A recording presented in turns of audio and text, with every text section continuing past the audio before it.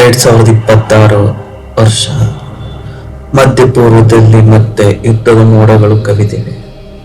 ಒಂದ್ ಕಡೆ ವಿಶ್ವದ ಅತಿ ಶಕ್ತಿಶಾಲಿ ರಾಷ್ಟ್ರ ಅಮೆರಿಕ, ಮತ್ತೊಂದ್ ಕಡೆ ತನ್ನ ಶಕ್ತಿ ಮತ್ತು ಪ್ರಭಾವವನ್ನ ಹೆಚ್ಚಿಸಲು ಬಯಸುವ ಇರಾನ್.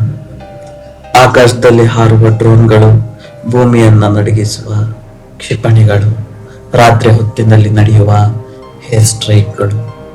ಈ ಯುದ್ಧ ಕೇವಲ ಎರಡು ದೇಶಗಳ ನಡುವೆ ನಡೆಯುತ್ತಿರುವ ಸಾಮಾನ್ಯ ಸಂಘರ್ಷ ಅಲ್ಲ. ಇದು ವಿಶ್ವದ ಭವಿಷ್ಯಕ್ಕೂ ಪರಿಣಾಮ ಬೀರುವ ಸಾಧ್ಯತೆ ಇರುವ ಯುದ್ಧ. ಈ ಯುದ್ಧದಿಂದ ಎಣ್ಣೆ ಬೆಲೆ ಏರ್ಬಹುದು, ಆರ್ಥಿಕತೆ ಕುಸಿಬಹುದು, ಮತ್ತೆ ದೊಡ್ಡ ಯುದ್ಧಕ್ಕೆ ದಾರಿ ಕೂಡ ಆಗ್ಬಹುದು. ಆದ್ರೆ ಈ ಯುದ್ಧ ಆರಂಭ ಆಯ್ತು ಹೇಗೆ? ಯಾರು ಮೊದಲಿಗೆ ದಾಳಿ ಮಾಡಿದ್ರು? ಅಮೆರಿಕ ಕೊಟ್ಟ ಶಾಂತಿ ಪ್ರಸ್ತಾವವನ್ನ ಇರಾನ್ ಯಾಕೆ ತಿರಸ್ಕಾರ ಮಾಡ್ತು? ಮತ್ತೆ ಮುಂದೆ ಏನಾಗಬಹುದು? ಈ ಎಲ್ಲ ಪ್ರಶ್ನೆಗಳಿಗೆ ಉತ್ತರ ಕೊಡೋ ವಿಡಿಯೋ ಇದು. ಇರಾನ್ ಮತ್ತೆ ಅಮೆರಿಕ ನಡುವಿನ ವೈಮನಸ್ಸು ಹೊಸದೇನಲ್ಲ. ಇದು ಸುಮಾರು 40 ವರ್ಷಗಳ ಹಳೆಯ ಕತೆ. 1979ರಲ್ಲಿ ಇರಾನ್ನಲ್ಲಿ ದೊಡ್ಡ ಕ್ರಾಂತಿ ನಡೆಯಿತು. ಆ ಸಮಯದಲ್ಲಿ ಇರಾನ್ ಅಮೆರಿಕ ಜೊತೆಗಿನ ಸಂಬಂಧವನ್ನ ಕಳ್ಕೊಳ್ತು. ಅದಾದ ನಂತರ ಎರಡು ದೇಶಗಳ ನಡುವೆ ನಂಬಿಕೆ ಕಡಿಮೆ ಆಯಿತು. ಅಮೆರಿಕಕ್ಕೆ ಹೇಳೋದು ಇರಾನ್ ನ್ಯೂಕ್ಲಿಯರ್ ವೆಪನ್ ಮಾಡಬಹುದು ಅಂತ, ಇರಾನ್ ಹೇಳೋದು ನಾವು ವಿದ್ಯುತ್ ಉತ್ಪಾದನೆಗಾಗಿ ನ್ಯೂಕ್ಲಿಯರ್ ಎನರ್ಜಿ ಅಭಿವೃದ್ಧಿ ಮಾಡ್ತಿದ್ದೇವೆ ಅಂತ. ಆದ್ರೆ ಅನುಮಾನ ಮಾತ್ರ ಕಡಿಮೆ ಆಗಿಲ್ಲ. ಇತ್ತೀಚಿನ ದಿನಗಳಲ್ಲಿ ಪರಿಸ್ಥಿತಿ ಮತ್ತಷ್ಟು ಗಂಭೀರ ಆಗಿದೆ.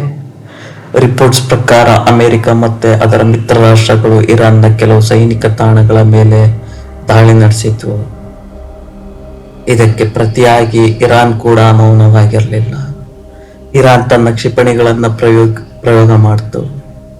ಕೆಲವು ಅಮೆರಿಕ ಸೇನಾ ತಾಣಗಳನ್ನ ಗುರಿ ಮಾಡಿಕೊಂಡು ದಾಳಿ ನಡೆಸಿದೆ. ಈ ಘಟನೆಗಳ ನಂತರ ಮಿಡ್ಲ್ ಈಸ್ಟ್ ಪ್ರದೇಶದಲ್ಲಿ ಭಯದ ವಾತಾವರಣ ನಿರ್ಮಾಣ ಆಗಿದೆ. ಯಾವ ಕ್ಷಣದಲ್ಲಾದ್ರೂ ದೊಡ್ಡ ಯುದ್ಧ ಶುರುವಾಗಬಹುದು ಅನ್ನೋ ಆತಂಕ ಶುರುವಾಗಿದೆ. ಈ ಯುದ್ಧದಲ್ಲಿ ವಿಶ್ವಕ್ಕೆ ದೊಡ್ಡ ಆತಂಕ ಏನ್ ಗೊತ್ತಾ? ಹರ್ಮುಜ್ ಜಲಸಂಧಿ. ಇದು ವಿಶ್ವದ ಅತ್ಯಂತ ಪ್ರಮುಖ ಸಮುದ್ರ ಮಾರ್ಗಗಳಲ್ಲಿ ಒಂದು. ವಿಶ್ವದ ಸುಮಾರು 20% ಆಯಿಲ್ ಈ ಮಾರ್ಗದ ಮೂಲಕ ಸಾಗುತ್ತೆ. ಇದು ಬಂದ್ ಆಯ್ತಂದ್ರೆ ಏನಾಗುತ್ತೆ ಗೊತ್ತಾ? ಪೆಟ್ರೋಲ್ ಬೆಲೆ ಏರಿಕೆ ಆಗುತ್ತೆ, ಡೀಸೆಲ್ ಬೆಲೆ ಕೂಡ ಏರಿಕೆ ಆಗುತ್ತೆ, ಸಾರಿಗೆ ವೆಚ್ಚ ಹೆಚ್ಚಳ ಆಗುತ್ತೆ, ಅನ್ನದ ಬೆಲೆ ಕೂಡ ಏರ್ಬಹುದು. ಅಂದ್ರೆ ಈ ಯುದ್ಧ ಕೇವಲ ಮಿಡಲ್ ಈಸ್ಟ್ ನಲ್ಲಿ ಮಾತ್ರ ಅಲ್ಲ, ಇದು ಭಾರತ ಸೇರಿ ಎಲ್ಲಾ ದೇಶಗಳ ಮೇಲೆ ಪರಿಣಾಮ ಬೀರುತ್ತೆ. ಪರಿಸ್ಥಿತಿ ನಿಯಂತ್ರಣ ತಪ್ಪುವ ಮೊದಲು ಅಮೆರಿಕ ಒಂದು ಶಾಂತಿ ಪ್ರಸ್ತಾಪವನ್ನ ಕೊಟ್ಟಿದೆ. ಸುಮಾರು 15 ಅಂಶಗಳ ಪ್ರಸ್ತಾವನೆ. ಅದರಲ್ಲಿದ್ದು ಇರಾನ್ ತನ್ನ ನ್ಯೂಕ್ಲಿಯರ್ ಕಾರ್ಯಕ್ರಮಗಳನ್ನ ನಿಯಂತ್ರಣ ಮಾಡಬೇಕು, ಕ್ಷಿಪಣಿ ಪರೀಕ್ಷೆ ಕಡಿಮೆ ಮಾಡಬೇಕು, ಸಮುದ್ರ ಮಾರ್ಗಗಳನ್ನ ಸುರಕ್ಷಿತವಾಗಿ ಮಾಡಬೇಕು. ಇದಕ್ಕೆ ಬದಲಾಗಿ ಅಮೆರಿಕ ಕೆಲವು ಆರ್ಥಿಕ ನಿರ್ಬಂಧಗಳನ್ನ ತೆಗೆದು ಹಾಕಬಹುದು ಅಂತ ಹೇಳಿದೆ. ಅಂದ್ರೆ ಯುದ್ಧ ನಿಲ್ಲಿಸೋಕೆ ಒಂದು ಅವಕಾಶ ಕೊಟ್ಟಿದೆ.